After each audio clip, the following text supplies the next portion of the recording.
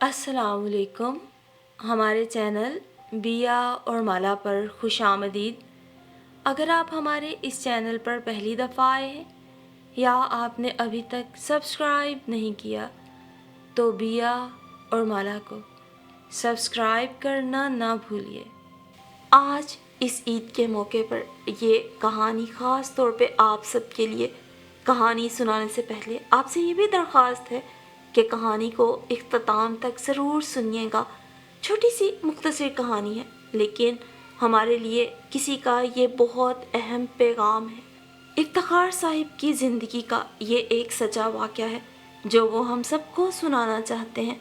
तो चलिए उनका ये वाक़या सुनते हैं।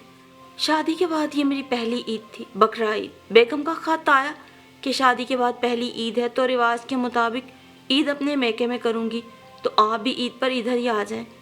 ईद हम दोनों एक साथ मनाएंगे, जिस पर मुझे भी कोई एतराज़ नहीं था। ईद पर 10 दिन की छुट्टी मिली। मैं खुशी खुशी कोयटा से पंजाब आया, गुजरात पहुंचा और वहां से ससुराल जाने वाली वैगन में बैठा। कंडक्टर को किराया दिया।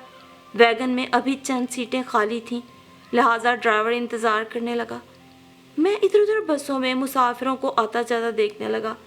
यूं ही मुझे ख्याल आया कि ये सब लोग जाने कहाँ कहाँ से अपने अपने घरों में ईद करने के लिए आ रहे हैं, और मैं कैसा बेवकूफ़ हूँ कि अपने घर अपने वालिदैन के पास जाने की बजाय बीवी के कहने पे उसके वालिदैन के घर ईद करने जा रहा हूँ। मेरे बूढ़े वालिदैन मेरा रास्ता देख रहे होंगे। भले मैं ईद से दूसरे तीसरे दिन वालिदैन के पास पहुँच जाऊँगा, लेकिन फिर भी मैं क्यों उनको इस उम्र में इंतज़ार की अजियत दूँ। और बस उसी लम्हे मैंने फ़ैसला किया कि मुझे अपने गांव जाने वाली बस पे सवार हो जाना चाहिए। ईद से अगले दिन ससुराल जाकर बेगम को घर ले आऊँगा। दिल बोला वो नाराज़ हो जाएगी, लेकिन दिल को समझाया कोई बात नहीं, मैं उसको राज़ी कर लूँगा, प्यार से मनाऊँगा, मान जाएगी। और मैं ड्राइवर से बिना किराया वापस मांगे अपने गांव जाने वाली बस पे बैठ गया। घर पहुंचा तो वालिदा सीढ़ियों पे चढ़ के मेरी राह देख रही थी कि बस का हॉर्न बजा तो देखने लगी शायद मेरा चांद आया हो। वालिद उठकर गले से लगा के कहने लगे, इफ्तिखार पुत्र, मुझे तो लग रहा था तू भी इस बार ईद अपने ससुराल करेगा। बहुत अच्छा किया तू आ गया। तेरी माँ हर बस के हॉर्न पर सीढ़ियों की तरफ भाग रही थी। अब्बा जी, मुझे कुछ बीमार लगे, मैंने पूछा तो कहने लगे बस मामूली बुखार है। अब तू आ गया है ना तो ये बुखार उतर जाना है, नज़र भी नहीं आएगा। आते हुए तूने खूह पे बंधा कुर्बानी का अपना जानवर देखा होगा, कितना सोना है ना। मैं बोला जी जी अब्बा जी, लेकिन मैं अब्बा जी के बुखार की वजह से कुछ परेशान था। और फिर कुछ देर बाद उनको गांव के डॉक्टर के पास ले गया। इंजेक्शन लगाए गए। शाम तक तबीयत कुछ बेहतर हो गई। अगले दिन कुर्बानी में मसरूफ़ रहे। रात को अब्बा जी को फिर तेज़ बुखार ने आ लिया। मैं गीली पट्टियाँ माथे पे रखकर टेम्परेचर कम करने लगा। रात के 3 बजे मेरी छोटी बहन उठ के पास आई, कहने लगी भाईजान आप थक गए होंगे, कल से रेस्ट नहीं किया, आप सो जाएं। अब मैं अब्बा जी को देखती हूँ। मुझे बिस्तर पर गए अभी घंटा गुजरा था कि मेरी छोटी बहन ने मुझे जगाया। इफ्तिखार भाई देखो अब्बा जी को क्या हो गया है। मैं भागा और अब्बा जी का सर गोद में ले लिया। अब्बा जी के होंठ सफ़ेद हो रहे थे। मैं अब्बा जी को पूरी तरह गोद में लेके बैठ गया।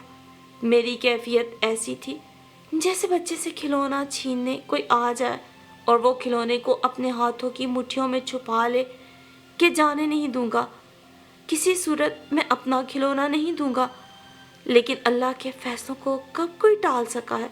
उधर फजर की अजान हुई, इधर अब्बा जी का बुलावा आ गया, और फिर वो ईद का दिन मेरी ज़िंदगी में हमेशा के लिए ठहर गया।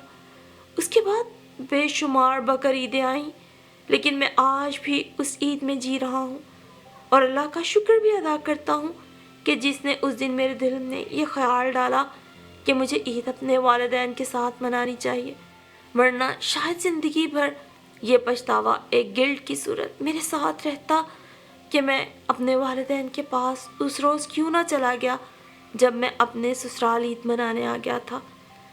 और अपनी ये मुख्तसर सी रुदात आपको सुनाने का मकसद भी यही है कि ईदें बकरीदें आती रहती हैं, لیکن جو اس دنیا سے ایک دفعہ چلے جائیں وہ پھر واپس نہیں آتے، اور خاص کر اگر وہ آپ کے والدین ہوں تو سمجھیں کہ آپ نے اپنی زندگی کی سب سے قیمتی متاع کھو دی۔ جیسے کہ میں ابا جی کے بعد خود کو بہت تنہا محسوس کرتا ہوں، اور دعا کو بھی ہوں اللہ ہم سب کے والدین کو سلامت رکھے، اور اپنے جیسے ناسمجھ نادان لڑکوں سے عرض کرتا ہوں کہ میری اس کہانی سے سبق سیکھیں اور کوشش کریں کہ اپنی زندگی کے تمام اہم دن، اپنی تمام خوشیاں، اپنی عیدیں شب راتیں اپنے بوڑھے والدین کے ساتھ گزاریں، کیونکہ آپ پر سب سے زیادہ حق آپ کے والدین کا ہے۔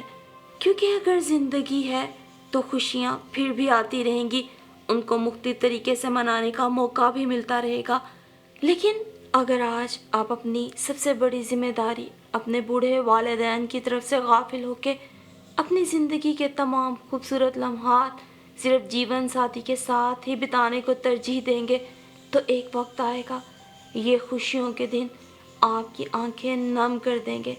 جب آپ کے بچے خوشیوں تہواروں کے دنوں پر آپ کو چھوڑ کے اپنے زندگی کے کسی اور پیارے کے ساتھ ہوں گے، تو یقین مانیے آپ کی بھی آنکھیں نم اور دل بوجھل ہوگا، لیکن احساس ندامت سے۔